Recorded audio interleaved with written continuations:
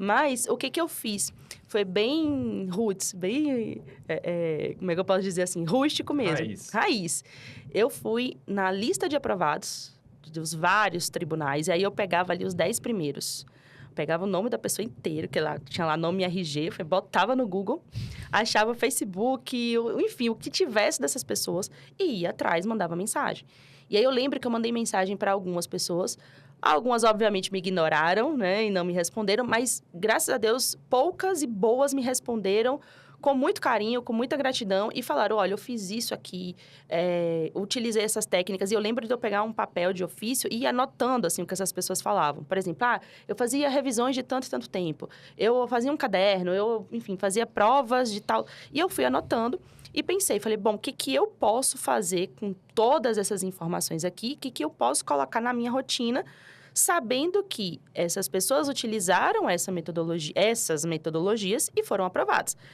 E o interessante é notar que a mesma metodologia, aliás, metodologias diferentes aprovam. Sim. Então, uma pessoa que só leu o PDF, ela foi aprovada. A outra que só viu videoaula foi aprovada.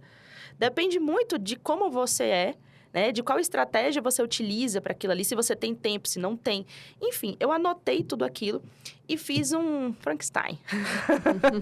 Eu peguei ali um negócio e falei, bom, isso aqui se encaixa na minha rotina. Isso aqui, por exemplo, só ler PDF, não dava. Eu, como uma pessoa que tem um déficit de atenção e hiperatividade, era impossível ficar parada só lendo um PDF. Então, eu sabia que eu deveria ler o PDF em assuntos específicos, em disciplinas específicas, mas não em tudo. E eu fui fazendo ali um ajuste de metodologia. Mas o denominador comum, que para mim foi muito interessante, foi identificar que todas essas pessoas que haviam estado nos primeiros lugares dos tribunais, eles tinham um método de revisão muito bom. Assim, basicamente, se fosse contabilizar em termos de tempo, 80% do tempo deles era basicamente de revisão. Tinha ali o tempo de estudar, obviamente, que você não vai revisar, né? Revisão é rever, né? Ver novamente. Então, você não pode já começar pela revisão. Mas o tempo que eles dedicavam para estudar era menor do que o tempo que eles dedicavam para revisar e ficar repetindo aquele assunto. Então, foi a partir dali que eu montei uma metodologia sem validação própria, claro, né? Porque eu ainda não tinha sido aprovada. Mas falei, não, vou seguir nesse caminho aqui. Se não der certo, eu mudo de novo, mas vou tentar. É isso. E querendo ou não, isso que tu falou é muito legal, que eu falo muito de revisão também. No sentido que, cara, a revisão, ela é muito deixada de lado quando a gente estuda pra faculdade, pro colégio. Não tem. Basicamente, a gente estuda um dia antes da prova, faz a prova, tropeça, esquece do que estudou e... Acabou, né? E aí, eu acho que quando a gente estuda pra concurso, eu acho que é a principal chavinha que tem que virar na cabeça, cara... O estudo para concurso é diferente. A revisão é muito importante. Sim, não tem como tu ser aprovado num concurso grande se tu não rever o conteúdo, né? E aí que vem essa questão de todos os aprovados, né, trazerem isso. E aí, como é que tu organizou essa tua revisão, assim? Esse foi o ponto-chave, assim. E, inclusive, eu acho que foi algo que mudou tanto...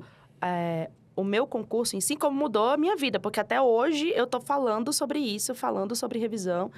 E o denominador comum que eu encontrei dessas pessoas é que elas tinham um material de revisão próprio. Uhum. Material esse que muita gente começou chamando de caderno de erros. E aí, enfim, foi caderno de erros, pegava ali as questões que errava, anotava e revisava aquilo que errou. Beleza, tudo bem. Só que aí aconteceu uma coisa muito interessante. Na minha casa, eu lembro que eu fiz...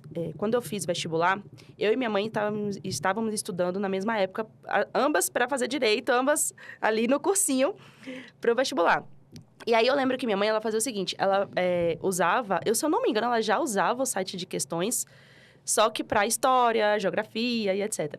E o que minha mãe fazia? Ela pegava as questões e ela fazia um mini resumo. Porque como ela não tinha tempo para estudar que ela trabalhava, ela, por exemplo, de história e geografia, ela fazia um mini resumo ali das questões no caderno dela. Então, eu lembro que eu peguei a ideia do caderno de erros, só que eu também peguei essa ideia da minha mãe de fazer um resumo das questões para aquilo que eu não compreendia. E a partir daí, eu lembro que eu fui organizando o caderno, eu falei, cara, eu vou fazer um material de revisão não apenas daquilo que eu errei. Eu preciso fazer um material de revisão daquilo que está caindo em prova, independentemente se eu errei ou não. Porque o que o professor vai me falar é importante, mas nada é mais importante do que aquilo que cai na prova. Se o professor falar para você que o assunto X é importante, ok, mas se não cair na sua prova... Desculpa, não é importante. Naquele momento, para sua aprovação, não é importante. E aí eu falei, peraí, então eu vou fazer um material um pouquinho diferente aqui. E aí eu usei um nome que, ao invés de falar de caderno de erros, eu chamei de caderno de acertos. Por quê? Porque quanto mais eu escrevia no caderno de erros, mais eu falava, gente, eu tô errando tudo isso. Eu não vou pegar esse caderno horroroso para poder estudar, porque olha a quantidade de coisa que eu errei.